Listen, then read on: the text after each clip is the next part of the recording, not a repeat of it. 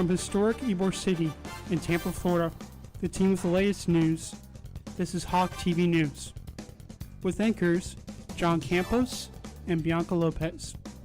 The lovely Karina Hager on weather, with up-to-the-minute spikes, digs, and three-pointers, Addison Mitchell. This is your Hawk TV News.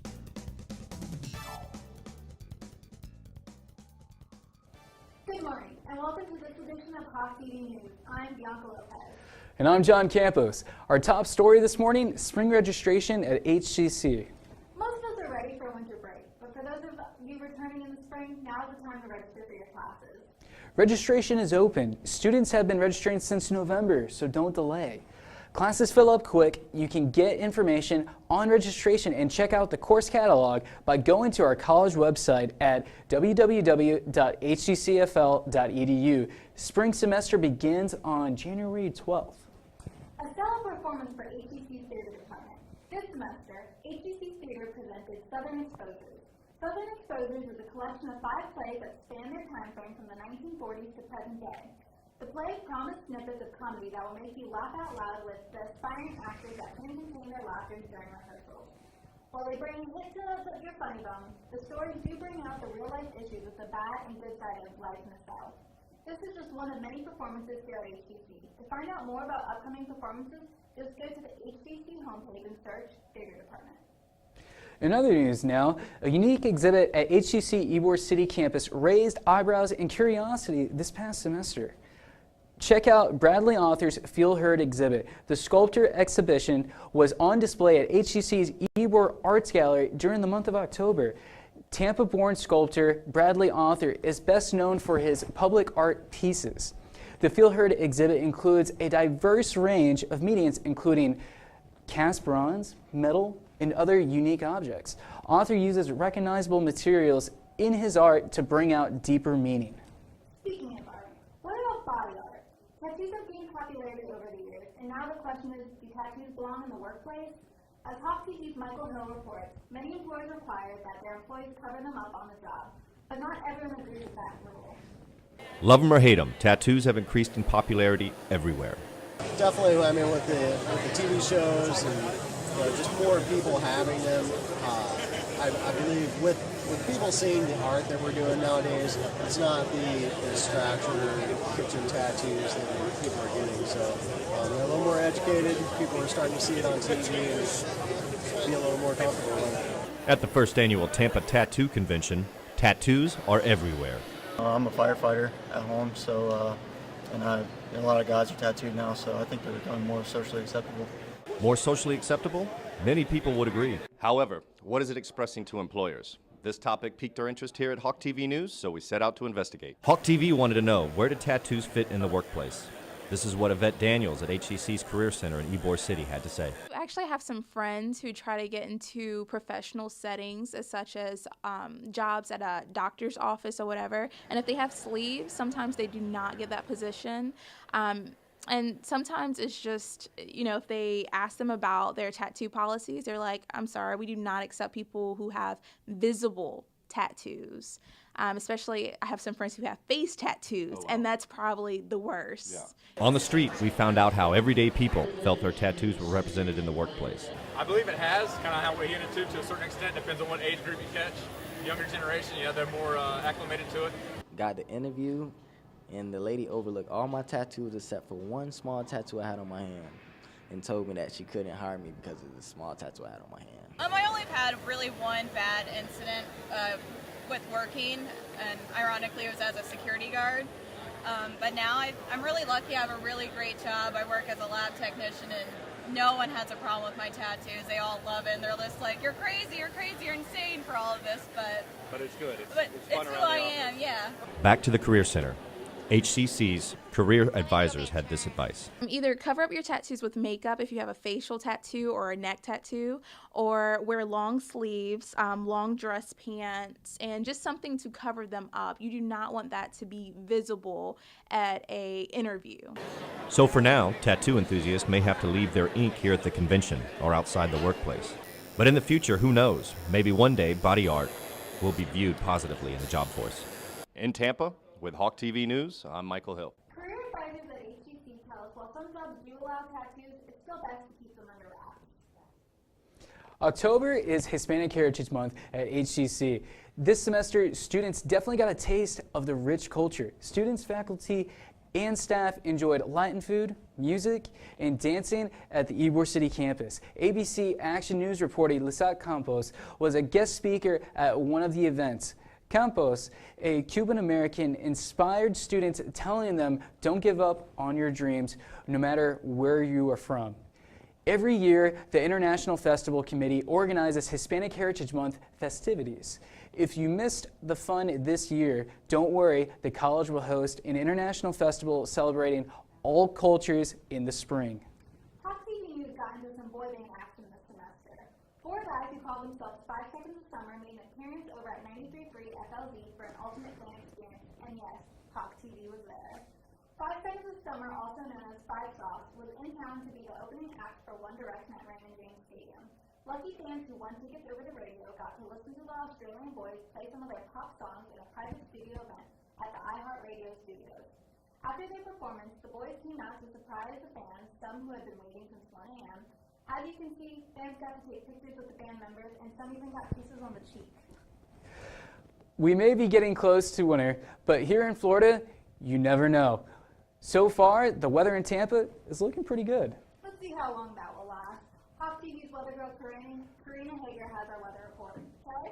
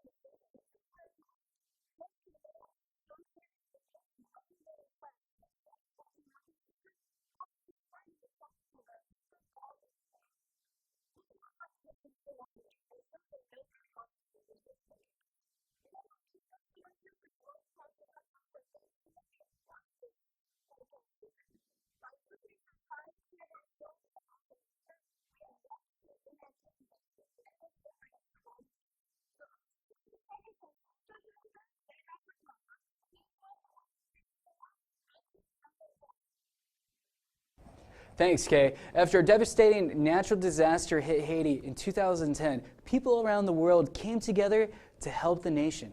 Many people from Tampa Bay pitched in, including 2 teams from Tampa. Hawk TV's Rashida Slaughter has the story. In South Tampa, there's a small group working hard to make a big difference.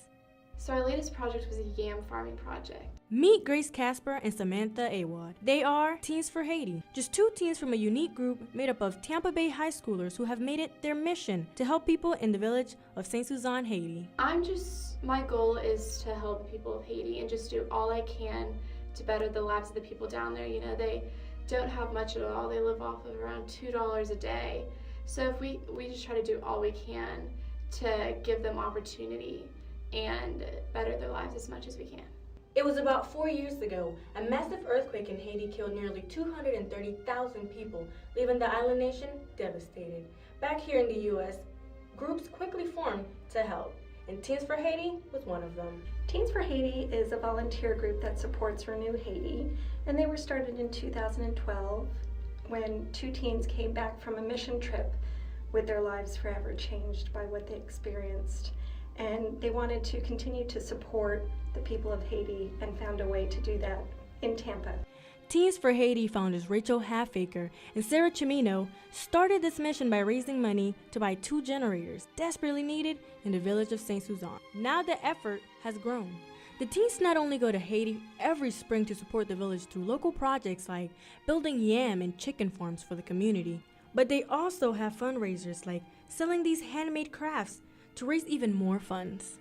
We have a field there that we're teaching a lot of the people to know how to farm and grow off of, so they can then eat also, and they have jobs off of the yams. We are just so excited to implement that yam farming project so the people of Haiti will now have more food and jobs. We're out there trying to give a hand up, not a handout. All of our programs are sustainable in nature, and it's just a wonderful opportunity to help others in our world right here in Tampa. Just this fall, Teens for Haiti held a dance marathon, Dance for Haiti. The event raised $21,000 for the village of St. Suzanne.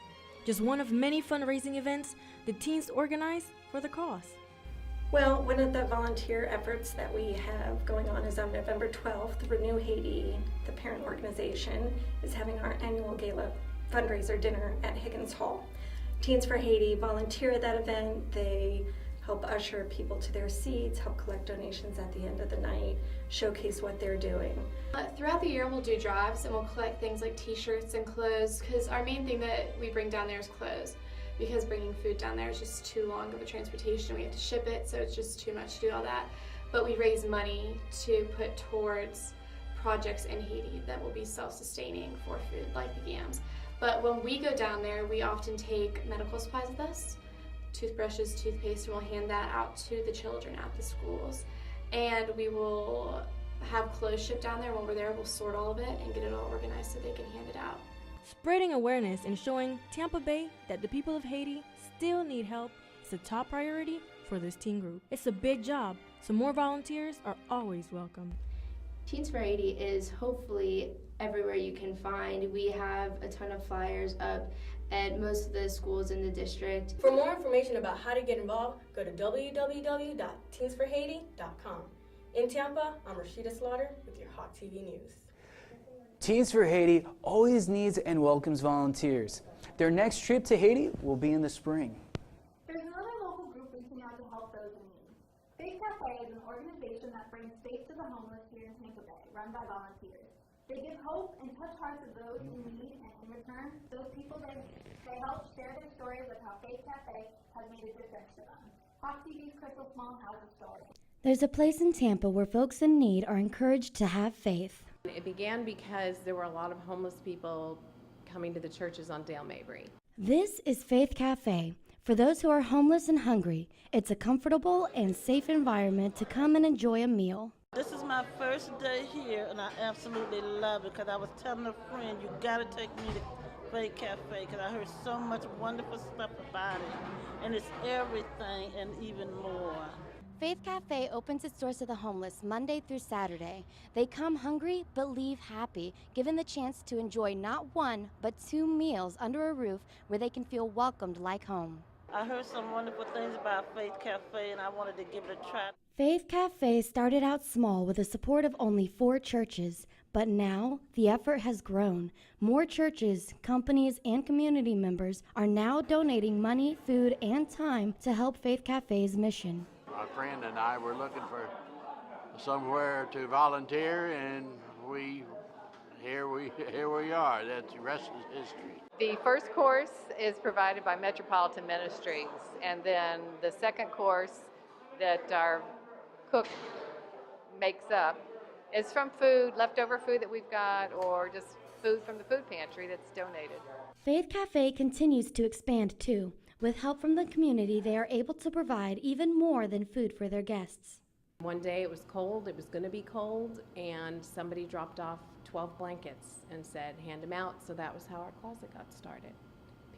A blessing to everyone that walks through these doors, Faith Cafe continues to look for better ways to give more of what their guests need. We'd like to be able to have somebody to cut their hair, we'd like for them to be able to shower, we want them to be able to do their laundry, and we'd actually like to be able to have an area where we have some computers set up so they can either get in touch with their family or get information that they need to get IDs reissued, things like that.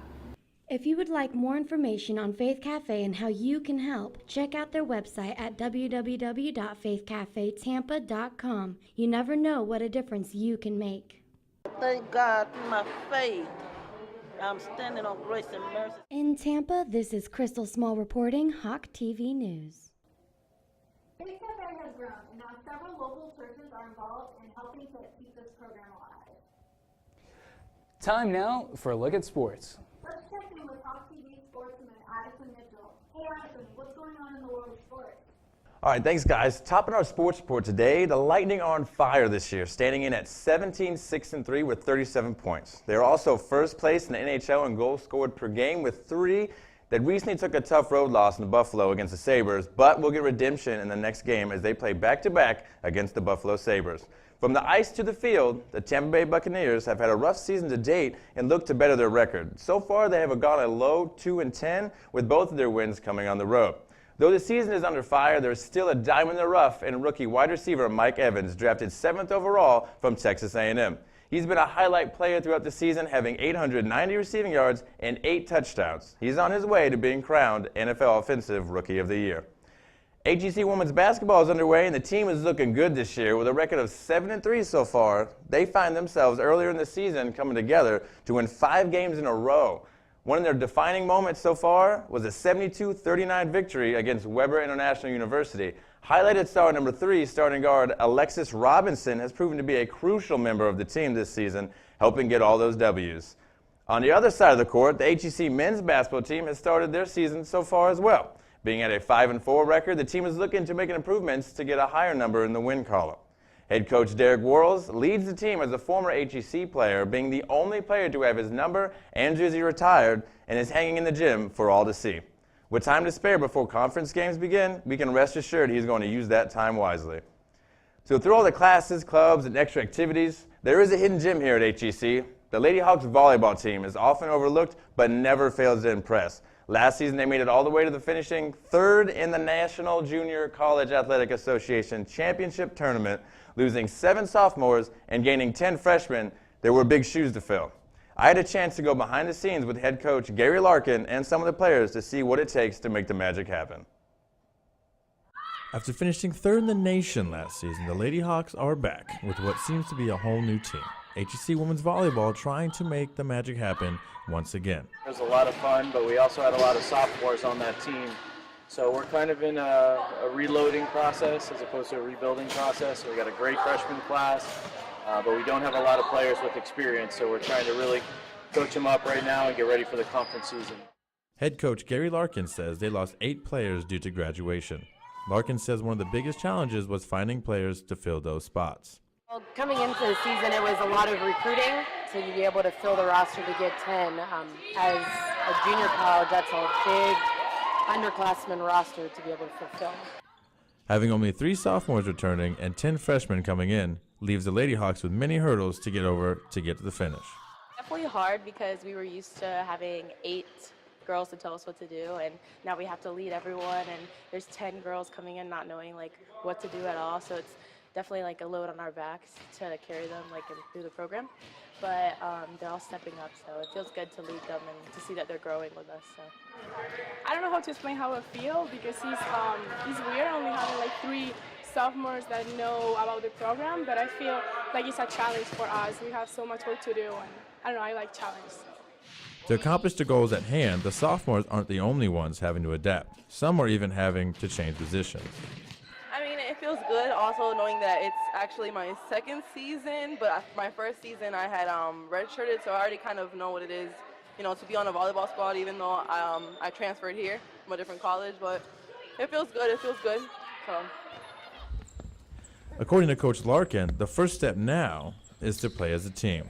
We're really playing better together. We're very good as individuals right now, but it takes time for a team to gel, so we're going through the process right now of trying to help our girls learn to play next to each other. And it has to happen quickly because you only have a month of preseason and a few weeks of a couple of matches leading up to conference, and we head into conference next week, so time is now. No matter what needs to be done to start playing as a team, all the Lady Hawks, including the coaching staff, have the same target of where they'd like to finish. I would say going to states. Accomplish winning states, being able at least to go, I want to go to nationals. And step 1 is getting through conference. It all starts next Tuesday, and when we achieve that goal, we'll focus on achieving our next goal at the state tournament to get to nationals. So really, it's just we're only looking at the very near future right now. The goal? To win states and return to nationals. Reporting from HCC's Del Mabry campus, Addison Mitchell, Hawk TV. If you would like more info on the Lady Hawks or any other HCC sports team, just go to the HCC website and search athletics. Guys, back to you. Thanks, Addison. Hey, HCC, if you're looking for some good brat and beer right here in the Tampa Bay area, we found a place in Tampa that is very college friendly. Hawk TV got the scoop on Mr. Dunderbox. It's located on Bruce B. Downs in the Tampa Palms area. A popular hangout for college students, Mr. Dunderbox is a marketplace, a restaurant, and also a bar. That sounds good. After that, I could go for some strudel. Well, that wraps up this fall 2014 edition of Hawk TV News. From all of us here at Hawk TV, have a great day.